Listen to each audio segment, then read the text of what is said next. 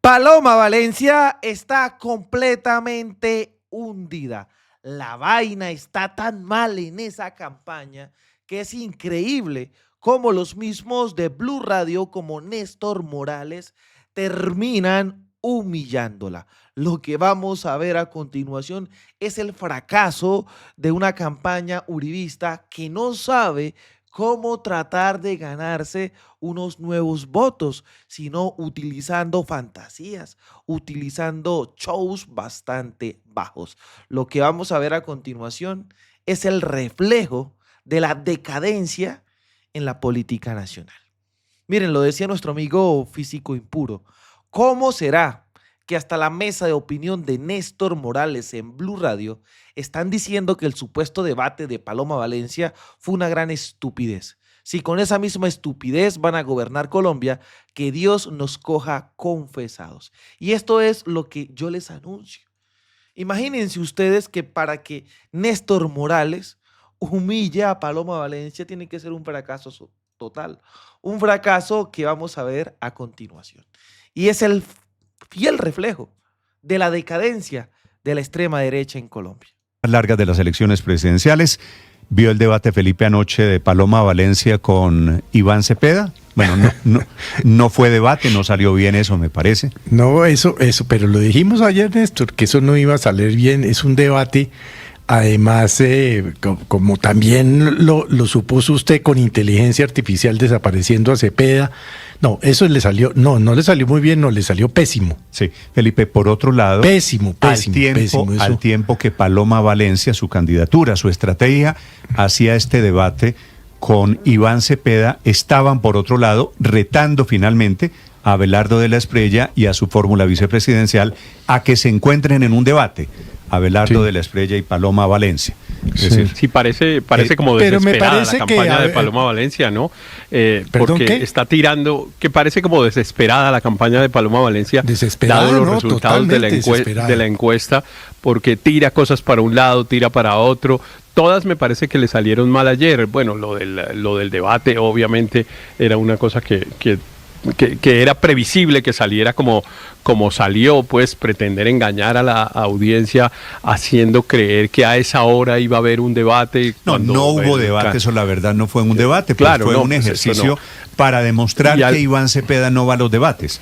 Y al contrario, a la misma hora ya estaba en otro canal, ¿no? Me parece. Miren ese espectáculo. Que Néstor Morales se vaya contra ellos es bastante bueno, o demuestra que esa campaña está bastante mala. Por eso los invito a que le prestemos atención a esto, que deja en evidencia la decadencia de una campaña politiquera, hasta tal punto que Néstor Morales lo humilla. Me parece que estaba atendiendo otra entrevista a la misma hora, entonces la gente no sabía si ver el spot publicitario que ellos querían que vieran o verla a ella contestando la otra entrevista y al mismo tiempo haciendo el desafío con Abelardo de la Espriella. Me parece que eso está saliendo muy mal. Alguien debería en esa campaña tomar las riendas de la estrategia, porque a eso súmele al expresidente Álvaro Uribe en una parte y en otra dando declaraciones. La gente no termina de saber si el candidato es él o ella, y ahí creo que están perdiendo realmente una oportunidad, por ejemplo, de hacer algo con los apoyos políticos que han recibido, que bueno, parece que se han quedado nominalmente y cero en el campo, ¿no? La candidatura, Héctor, de Paloma Valencia tiene dos dilemas. Que la pelea de fondo es, por supuesto, contra la otra orilla política, Iván Cepeda. Pero para enfrentar a Iván Cepeda tienen que pasar en primera vuelta y tienen que ganarle a Abelardo de la Espriella. Por eso seguramente la jugada a varias bandas que están intentando y por eso seguramente los ataques en redes sociales que van, Felipe, en esta pelea desapacible. Paloma Valencia diciéndole a Abelardo de la Espriella que él votó sí en el plebiscito de las FARC en la época de Juan Manuel Santos. Le responde Abelardo de la Espriella diciéndole que no es cierto, que él votó que no. Es un gran misterio de la humanidad, porque ha circulado mucho en redes sociales un video en el que Abelardo de la Espriella dice que va a votar por el sí, pero luego dice que votó por el no. Él publica una columna en el periódico El Heraldo en la época diciendo que va a votar no. Pero en fin, se están dando entre ellos con retos. Pero lo que pretenden ahora es que enfrentarlos en un debate a los dos candidatos de centro derecha más opcionados. Miren ese espectáculo. Ay, no.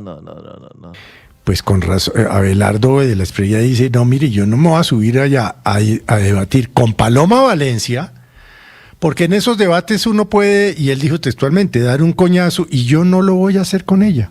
Felipe, No lo voy a hacer. estas heridas que están quedando en esta antesala de la primera vuelta tendrán que sanarse porque es así. Se van Porque a sanar, Néstor. Porque van a se terminar, sanan. uno de los dos pierde y uno de los dos tendrá que apoyar al otro para segunda Así vuelta. es. Vamos a contarles novedades de la política porque por el otro lado, Iván Cepeda está reconociendo que hay grupos armados que están haciendo proselitismo por él. Vean, a pesar de ese tipo de cosas, Cepeda ha denunciado que él no está a favor de que estos grupos, en pocas palabras, lo estén apoyando.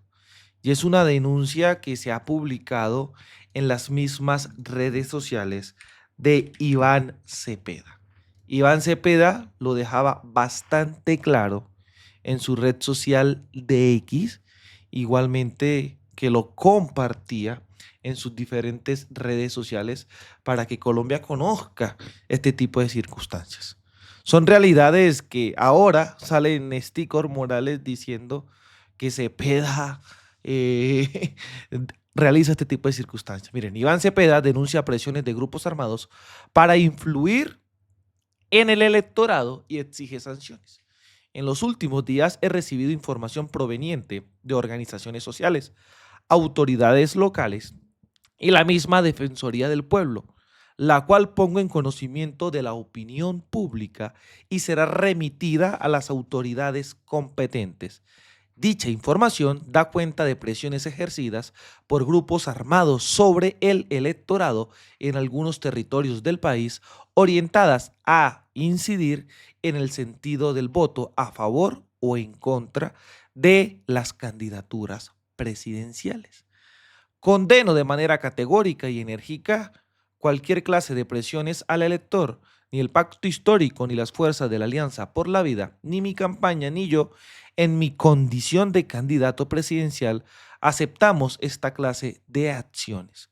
Sus responsables deben ser investigados y sancionados con todo el rigor de la ley. Estas son las realidades. Estas son las realidades. Mientras tanto, el uribismo enloquece. ¿Por qué? Porque es que están en evidencia cómo estos personajillos quedan entre ellos mismos totalmente humillados. Quedan totalmente humillados. No encuentran con ideas y propuestas cómo desacreditar a Iván Cepeda Castro. Incluso las reacciones de Caracol. Miren Caracol. Esto es un espectáculo, señora. Caracol. Imágenes impactantes, las familias cómo están sufriendo por este flagelo del secuestro. Es la historia de los funcionarios del CTI, de la Fiscalía y de la DIJÍN. Bueno, esta era la historia que veíamos de la Fiscalía, pero también reaccionan al tema del debate con Iván Cepeda creado con inteligencia artificial. Es esto, Juan Camilo, unos señores que no han demostrado tener seriedad en los procesos de paz que han querido ser serios. Y aquí es donde la misma gente de Caracol, miren, este es el video que yo... Y sobre todo, digamos, Paloma Valencia, que aspira a ser la primera mujer presidente de Colombia, pues no iba a perder la oportunidad de retar a Cepeda. Y lo hicieron. Yo alcancé a comerme el cuento ayer con el Trino. Dije, bueno, va a haber un debate, no supimos. A mí me llamó una cantidad de familiares, tías, en fin, que si sabía del debate. Me parece que la expectativa les funcionó. No funcionó. La pieza de publicidad genera la posición de ella en una materia importante que, imagínense la coincidencia, habla ahí de secuestros cuando hace un momento estábamos aquí hablando de lo mismo. Sí. Y pues adolece la respuesta del doctor Cepeda porque pues no se ha enfrentado a ella en un debate público, salvo en el Parlamento colombiano. Entonces, si usted me pregunta a mí, me parece una pieza de publicidad del silencio del doctor. Yo veo que sigo viendo la campaña de Paloma Valencia perdida, porque resulta que los votos que ella necesita como el oxígeno no los tiene el señor Cepeda, quien va con el apoyo de Petro y del gobierno en coche para la segunda vuelta. No tiene ningún problema hoy de pasar a la segunda vuelta. Los votos de Paloma Valencia los tiene la ultraderecha, eran antes votos uribistas, ahora están en manos del abogado de la Espriella. De manera que yo siento que la mayoría de las acciones de Paloma Valencia no están centradas en su problema fundamental. Y es que si ella no saca del juego a de la Espriella, no recupera esos votos de ultraderecha para el uribismo, pues no tiene ningún chance de pasar a segunda vuelta. Y las encuestas evidencian una y otra vez que en eso radica fundamentalmente su problema. Y es que no logra hasta el momento congregar a derecha y ultraderecha, porque sin esos votos sumados ella no pasa a segunda vuelta. Y el señor de la Espriella y su equipo dan la impresión de que están comprendiendo mejor ese problema. Y por eso su foco fundamental hoy, el del señor de la Espriella, no es tanto Cepeda, sino la contendora, que al igual que Valencia necesita los votos que hoy tiene de la Espriella necesita los votos que tienen hoy Uribe y Paloma Valencia para poder pasar a segunda vuelta. De manera que yo miro esto que usted acaba de mostrar desde el punto de vista de la necesidad que ella tiene, cómo incrementa sus votos, y no los va a incrementar dándole palo a Cepeda. Esa sería la tarea de segunda vuelta. A quien tiene que darle palo hoy y con toda, esa de la Espriella. Si no, se queda viendo un chispero Paloma Valencia. No lo digo yo. Juan Carlos toca un tema importante que quiero escuchar a don Pedro también. No lo digo yo. Yo creo que ahí está las locuras de la señora Paloma Valencia. Porque también incluso tocan el tema de Abelardo de la Espriella. Porque hablando de Abelardo de la Espriella, miren también cómo los de Blue Radio le dan durísimo. Personales, coyunturas, sino sobre cuáles son las propuestas que tienen los candidatos para los colombianos frente a esos temas en particular. Y ayer, particularmente, en el edificio de Caracol Televisión, yo me encontré con uno de los candidatos. Me encontré con el candidato Abelardo de la Espriella, a quien le planteé y le dije: candidato, ¿cuándo nos va a dar la entrevista a nosotros?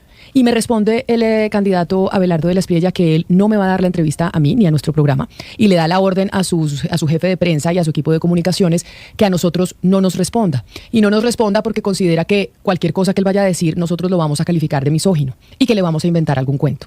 Entonces yo sí quiero decir en estos micrófonos que eso va en contra de la democracia, de la libertad de expresión y del acceso a la información, porque aquí hemos planteado un espacio para que todos los candidatos puedan expresarse y responder todas las preguntas exactamente iguales, para que los oyentes de este espacio pues conozcan qué es lo que proponen los candidatos en ese sentido, y no personales, coyunturas. Bueno, ahí estaba. Es una locura total lo que viene sucediendo con este tipo de personajillos, porque el presidente de la República, Gustavo Petro, también empieza a responder a diferentes denuncias que se han dado a conocer, porque miren, el Ministerio de Ciencias presentó hallazgos de la revisión financiera del programa Crédito Beca de Colfuturo por 540.000 millones de pesos provenientes de recursos públicos. El 96% de los recursos se encuentran concentrados en Panamá, sin referencia en los convenios y sin relación con los objetivos del programa. A diciembre del 2024, el 93% de los fondos estaba inactivo en cuentas sin generación de rendimientos al programa. Los recursos públicos fueron administrados sin agregación de cuentas durante 14 años y sin información contable verificable. Esto impide conocer cuáles fueron los rendimientos financieros que se generaron con los recursos del Estado. Se identificó un depósito por $144.000 a nombre de una sociedad en Panamá sin justificación contractual clara con el programa, entre otros. En aras de garantizar la transparencia, el Ministerio ha radicado este informe ante los organismos de control competentes para que se adelanten las investigaciones a que haya lugar. El Ministerio de Ciencias reafirma su compromiso indeclinable con la correcta ejecución de los recursos públicos y la protección de los beneficiarios del programa. Y compartían lo que estamos leyendo. Mientras tanto, el presidente decía, se estaban robando los recursos públicos de Colfuturo y la juventud sin becas para estudiar en el exterior. Y por eso es que la extrema derecha defiende tanto en este caso a las universidades privadas, porque ahí hay un mega negocio bastante grande, un mega negocio bastante grande. Igualmente, la Corte Constitucional finalmente tumbó el decreto del Ministerio de Minas y Energía que bajo el marco del estado de emergencia económica y social imponía nuevas cargas tributarias a las utilidades del sector energético y que actualmente estaba suspendido. El alto tribunal ordenó a la DIAN devolver en un plazo máximo de 6 meses los recursos que se habían recaudado. Dice el presidente, devolver los impuestos a los poderosos dueños de generadores después que estafaron al pueblo colombiano con tarifas 10 veces más altas que los que debían cobrar. La emergencia económica era necesaria y sigue siendo necesaria. Hay que allegar más recursos al Estado para disminuir el impacto del costo frecuente, en este caso de la deuda, señores, que crece precisamente por estas medidas contra la economía. Dichos recursos deben salir de la bolsa de los grandes especuladores del país y no del bolsillo de los trabajadores de Colombia. Y aquí nos empieza a quedar bastante claro lo que pretende realizar esta derecha en Colombia para tratar de seguir engañándonos, para tratar de tener al pueblo colombiano bastante jodido. Por eso seguiremos en esta resistencia, para que Colombia y el mundo conozca la verdad. Tanto daño que nos siguen haciendo. Los invito a que, por favor, ustedes dejen su like, su comentario y nos ayuden a difundir este contenido. Desde la tierra del trueno, desde el Catatumbo, haciendo resistencia, construyendo paz y buscando reconciliación, soy Libremente aquí, las cosas como son. Nos vemos en un próximo capítulo. Hasta pronto, señores.